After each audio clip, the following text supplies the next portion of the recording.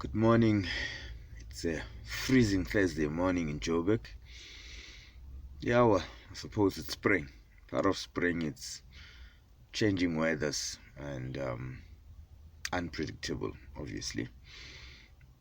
Um, Spikes in the chill.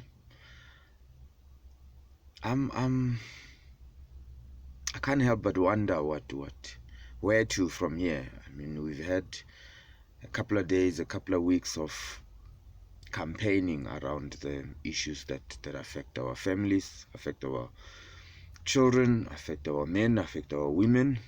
More importantly, issues that affect primarily our women. Now I'm looking at my daughter. She's a teenager, just fresh out of high school, and all of these issues. I mean, they are real for me because now she needs to start, getting a bit independent, traveling by herself, using public transport. Walking from one block to the next, walking from one shopping center to the next. But I can't help but fear for her. How safe is she? I mean, there's been one or two comments she's made about how, she gets treated in the street. And I'm looking at specifically my brothers out there, saying, guys in the taxi industry, guys just around, in the street corners, we need to really look at how we look at women and look at girls.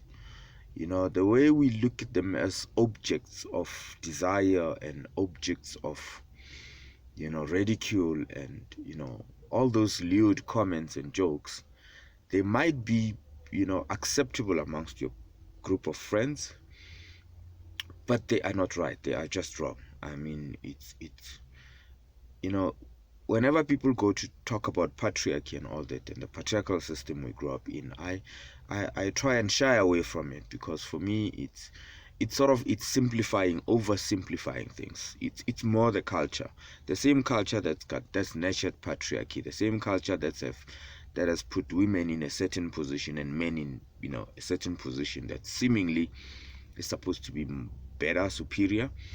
It's the culture that has seen us look the other way when our own brothers and our own friends actually would make certain jokes and make certain comments.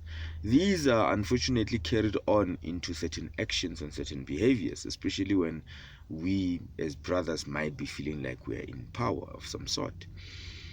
My plea, I think, this morning is more to say, to our sisters out there, our aunts, our mothers, our grandmothers out there, we really, you know, condemn all acts of, you know, talking down on you, all acts of, trying to box you in one way or the other. And to the brothers out there, let us be conscious of how we treat our women, how we treat our girls, how we treat each other, nochal. It's not about women and girls, but ultimately, because the women and girls face this every day, we need to really bring it to the fore.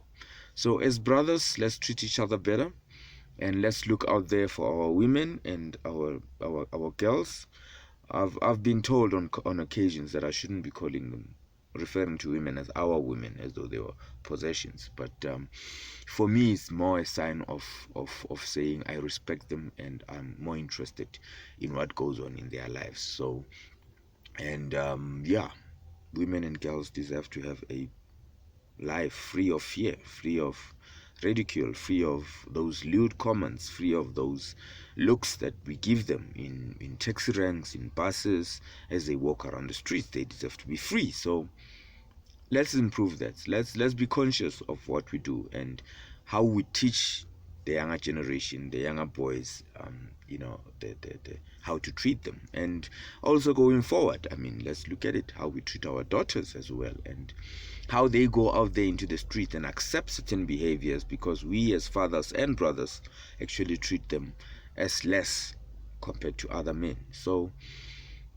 we need to really look at it, and perhaps a part of that would address some of the challenges we're having today with violence and incidents of rape and incidents of abuse and all of that, as we move on as a country, as a community, as families, as individuals.